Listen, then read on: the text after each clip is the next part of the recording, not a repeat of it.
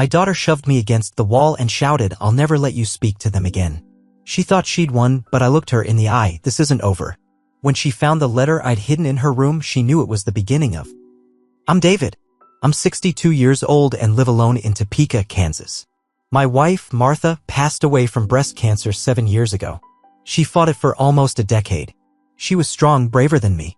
After she passed, the house felt too quiet, too heavy. My daughter, Claire, was the only person who made it bearable. She'd check in every few days, bring food, help with doctor appointments. She told me not to worry about anything, that she'd take care of it all. And I believed her. I wanted to believe her. She offered to handle my bills after I had hip surgery. I was laid up for a while and couldn't get around. She said, "Don't stress about any of it, Dad. I got you." Back then, I thought it was love. I didn't see what it really was. Control. First, it was little things. She'd roll her eyes if I asked about money. "It's just easier if I take care of it. Okay?" she'd say. If I brought up something about the house, she'd dismiss it. "Why don't you focus on walking without that cane?" Then I noticed mail wasn't coming in. Medicare updates, tax forms, gone. Claire said she switched everything to online to make it easier. I asked for passwords once. She laughed and said I wouldn't know how to use them. I let it go. Then things got worse. One afternoon, my neighbor, Halston, stopped me as I was checking the mailbox. He said, "You doing okay? I saw Claire screaming at some guy on your porch last week. Thought it looked bad." When I asked Claire about it, she looked me right in the eye and said, "He's old and confused, Dad. I think he's losing it." But Halston isn't confused. He's sharper than most people I know. That night, something clicked. I went looking for answers. When Claire left town for a few days to go on a work trip, I took a cab to the bank. First time I'd done it in years. The teller at First Prairie Bank pulled up my account and paused. "Sir, are you sure you authorized Claire Dixon to have full access to your funds?" I said, "She's my daughter." She looked uncomfortable. "Right? Well, it looks like she's been managing everything for a few years now." I asked for a printout. She hesitated but gave it to me. My hands shook while I looked through it. Money gone, way more than I'd ever imagined. Thousands wired to a different account. Charges I didn't recognize. Hotels, restaurants in cities I've never been to. Designer stores. Flights. Bars. I didn't say a word the whole ride back. That night I sat in my chair, staring at the pages and felt something break. She'd been draining me. Not just money. Dignity. I didn't confront her. Not yet. I called an old friend, Mitch Rowland, a lawyer. He served in the Navy with my cousin. Retired now, but sharp. I showed him everything. He took one look and said, "You've been getting robbed, Dave. This is serious." We made a plan. I let her think everything was normal. Smiled when she visited. Let her tell me what to eat. Let her remind me to take my pills, even though I already had. While she smiled and hugged me, I made copies of every document. Then I started digging. I remembered I had a key to her old house, the one she hadn't sold yet. I found receipts, old phones, and papers she thought I'd never see. One phone had a message that made my chest hurt. "He's not gonna live forever. Can't wait to cash out and move." It was from some guy named Rhett. I didn't even know she was seeing anyone. That night, I wrote a letter. I kept it short. "Claire, you think I'm stupid. You think you've won. But I'm not dead yet." Dad, I folded it and slipped it into the bottom drawer in the guest room at her new house. I knew she'd find it eventually. Then I waited. When she showed up at my house 3 weeks later, she was shaking. Face red, hair tied back like she didn't even have time to do it. She slammed the door and came straight at me. I didn't move. She grabbed me by the shirt and shoved me so hard against the wall I felt my shoulder pop. "You went through my stuff," she screamed. "I did. You think you can just ruin everything? I'll never let you speak to my boys again. Never." That was her weapon. My grandsons. She used them like pawns. If I didn't behave, she'd stop letting me see them. I looked her right in the eyes and said, "This isn't over." She froze. I saw something in her face. Panic. She turned and stormed out. Slammed the door so hard. One of Martha's old paintings fell off the wall. She thought that was the end of it. But she didn't know what I'd already put in motion. I'd already given the documents to Mitch. I'd recorded our last conversation. I'd even spoken to Adult Protective Services and filed an official report. She thought she could break me, but she forgot. I survived losing my wife. I survived surgery, pain, aging, and loneliness. I can survive her too. After she left that night, I sat at the kitchen table with an ice pack on my shoulder. I didn't cry. I didn't yell. I just sat there, feeling the silence in my own house. That house used to be full of warmth. Martha humming while she cooked. Claire and her brother, Andrew, running through the halls. Now it felt cold. The next morning, I got a call from Mitch. David, APS is moving fast. They've scheduled a home visit. Don't tell Claire. I nodded even though he couldn't see me. What do I do? Just be honest. Tell them everything. And keep copies of everything in a safe place. I hung up and went to the garage. I hadn't been out there in years. Behind some old fishing gear, I found Martha's fireproof lockbox. I dusted it off, packed it full of every copy I had, bank statements, printed texts, even pictures I took of her receipts. Then I waited. Claire didn't come by for a week after the fight. No calls. No texts. Then suddenly she showed up, smiling like nothing had happened. Dad, I overreacted. I've just been under so much stress, she said, walking in without knocking. Work's been insane and Rhett's got issues with his ex. You know how it is. I didn't say much. Just nodded. She started making tea like she owned the place. Then she said it. I think we should put the house in my name. You know, just in case something happens to you. It's safer that way. Legally speaking. I nearly laughed in her face. Instead, I looked her in the eyes and said, we'll talk about it later. She smiled. Sure, Dad. No pressure. That night, I wrote everything down. Word for word. I added it to the lockbox. 3 days later, APS came. A woman named Nora. Mid-40s, calm voice, sharp eyes. She sat with me for 2 hours. I showed her the papers, the texts, explained everything. When I told her about the shove, her face changed.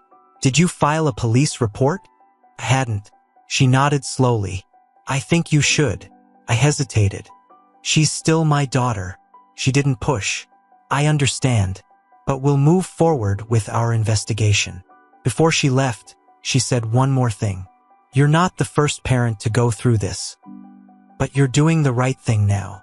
That weekend, things exploded. Andrew, my son, Claire's younger brother, came in from St. Louis.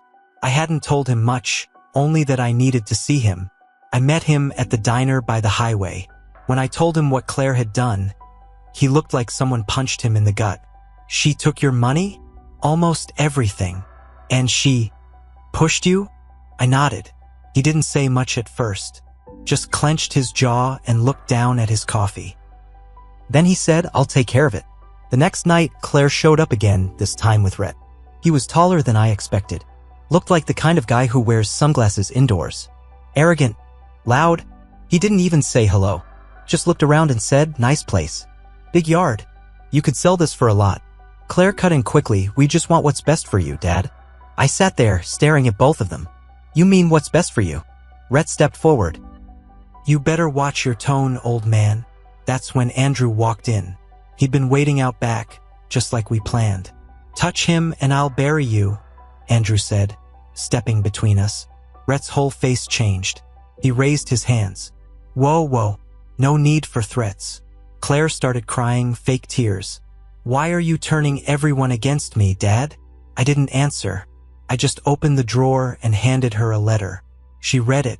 Her hands started shaking. It was the statement I filed with APS. It had her full name, her bank transfers, her texts, everything. You did this to me? She said, voice cracking. No, I said. You did this. She stormed out, Rhett behind her. Andrew stayed the night. We didn't talk much, just watched the Royals game in silence. The next morning, I woke up to a text from Mitch. Things are moving fast now. APS has involved the DA. Possible charges coming. Keep your head down. Claire hadn't hit rock bottom yet, but it was coming. And I was going to be right there when it did. 2 days after Claire stormed out with Rhett, I got a certified letter in the mail. It was from a law firm in Wichita I'd never heard of. The envelope was thick. I sat at the kitchen table, sliced it open with my old pocket knife, and started reading.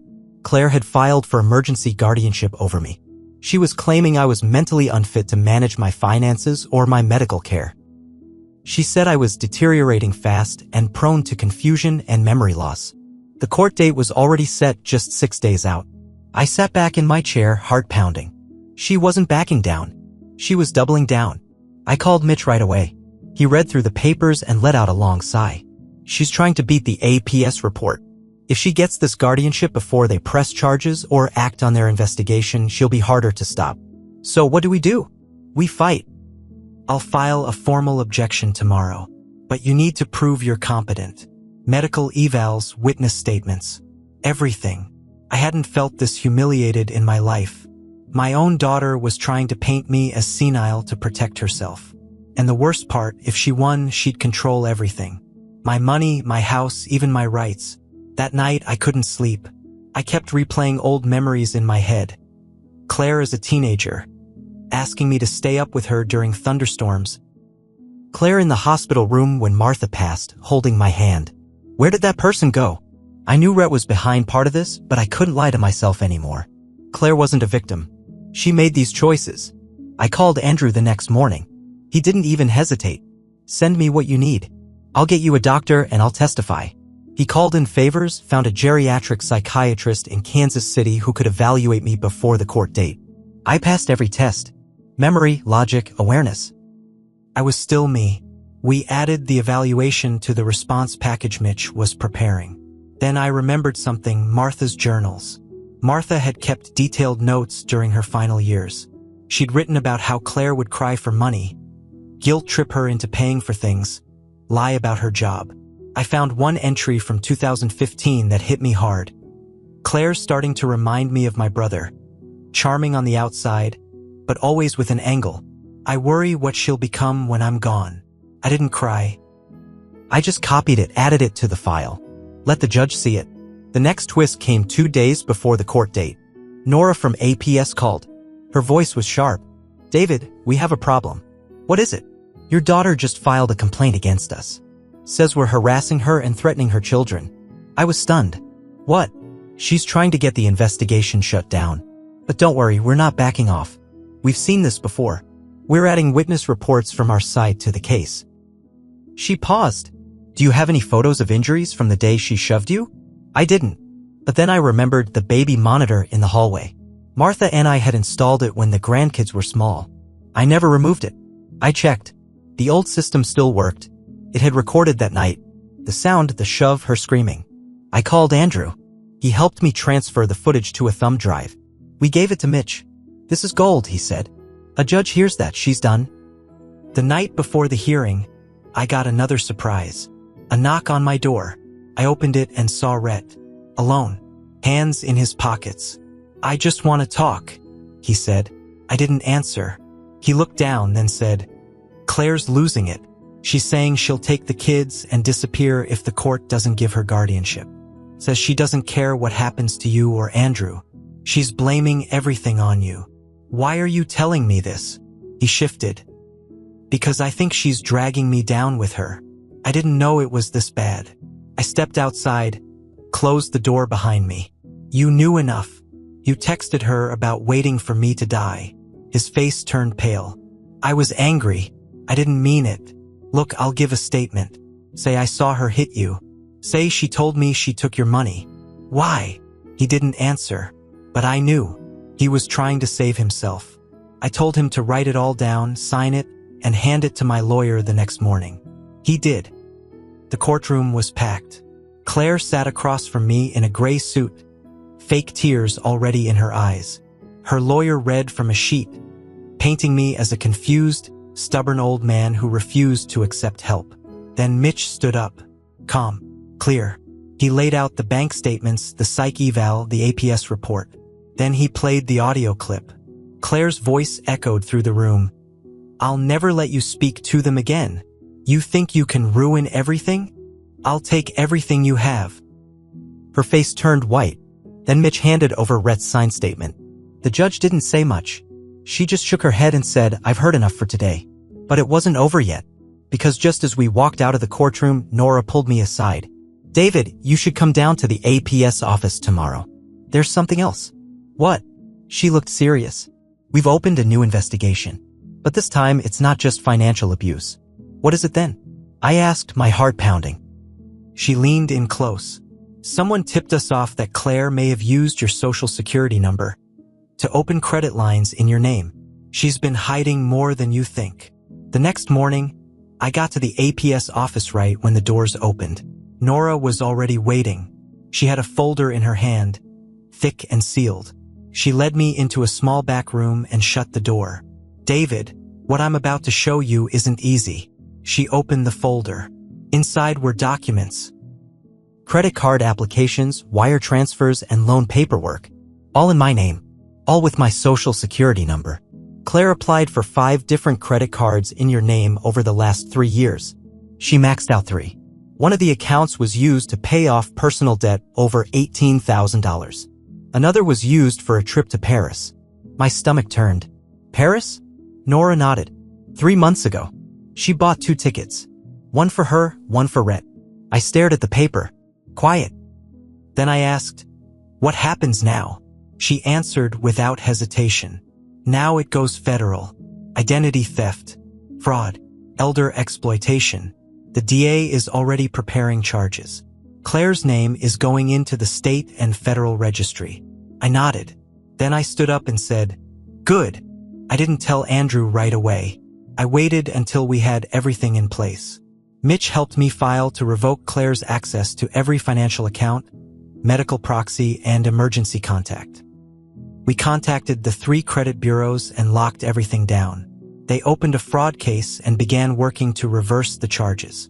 I also changed my will.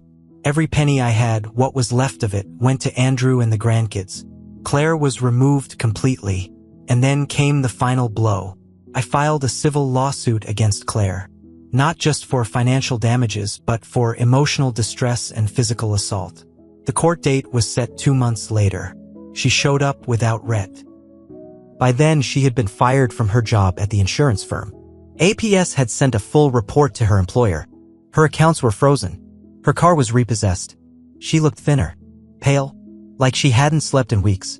She tried to act polite at first. Dad, please, we can work this out. I didn't say a word. In court, we laid it all out. The stolen money, the assault, the fraud, the audio, the journals, the photos, Rhett's statement. And then something happened I didn't see coming.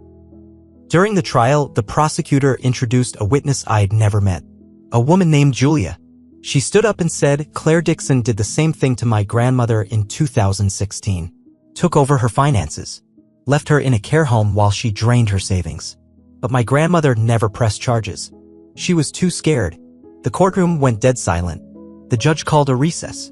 When she came back, she didn't waste any time. She ruled in my favor. Claire was ordered to pay back everything at over $93,000 plus court fees. She was sentenced to 18 months in county jail, 5 years probation, and mandatory counseling for financial abusers. And she lost all custody rights over her children. Andrew took full custody. The boys moved in with him. Claire wasn't even allowed unsupervised visits. A few weeks after sentencing, Rhett called me. I almost didn't answer, but curiosity got the better of me. She's trying to blame everything on me, he said, but I've already talked to the DA. I gave them every message, every transfer I knew about. I'm out of it. I said good. Stay that way. And hung up. Today, things are quiet. Peaceful. Andrew visits with the boys every Sunday. We barbecue in the yard, toss a football around, sometimes just sit on the porch and talk. Claire writes letters from jail. I haven't opened a single one. She made her choice. And I made mine. For a long time, I thought being a good father meant protecting your children no matter what. But I was wrong. Being a good father means protecting what's right, even if it means protecting your family from one of its own. And now, after years of silence, I finally have my life back. She thought she'd buried me, but I buried her lies instead.